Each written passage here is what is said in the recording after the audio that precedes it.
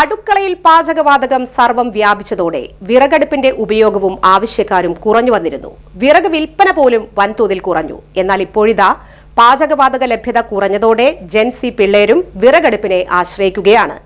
വിറകടുപ്പിൽ പാചകം ചെയ്ത ഭക്ഷണത്തിന് ഫുൾ മാർക്കും ജെൻസി പിള്ളേർ കൊടുത്തു കഴിഞ്ഞു.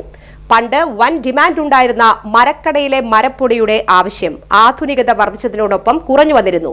എന്നാൽ ഇപ്പോൾ അതല്ല സ്ഥിതി. മരപ്പൊടിക്കും വിറകിനും ഡിമാൻഡ് കൂടിയിരിക്കുകയാണ്. വിറകിന്റെ പഴയ പത്രാസും ഇപ്പോൾ തിരിച്ചുവരികയാണ്. കിലോഗ്രാമിന് 20 മുതൽ 30 രൂപ വരെയാണ് വില.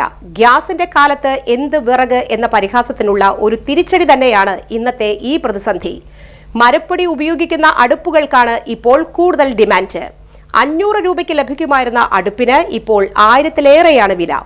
മരപ്പൊടി നിറച്ച് മണിക്കൂറുകളോളം കത്തുന്ന ചെറിയ തരം അടുപ്പുകൾക്കും ആവശ്യക്കാർ ഏറെയാണ്. ഓൺലൈനിൽ വിറകടുപ്പ് കച്ചവടം പൊടിപൊടിക്കുകയാണ്. ഹോട്ടലുകൾക്ക് ഉപയോഗിക്കാവുന്ന തരം വിറകടുപ്പുകളും വീടുകൾക്ക് ഉപയോഗിക്കാവുന്നതുമായ അടുപ്പുകളും ഓൺലൈനിൽ നിന്നും ലഭിക്കും. 950 മുതൽ 1500 രൂപ വരെയാണ് ഇതിന്റെ വില. 250 രൂപയ്ക്ക് മുകളിലുള്ള കളിമണ്ണ് കൊണ്ടുണ്ടാക്കിയ അടുപ്പുകൾക്കും ഏറെ ആവശ്യക്കാരാണ് ഇപ്പോൾ.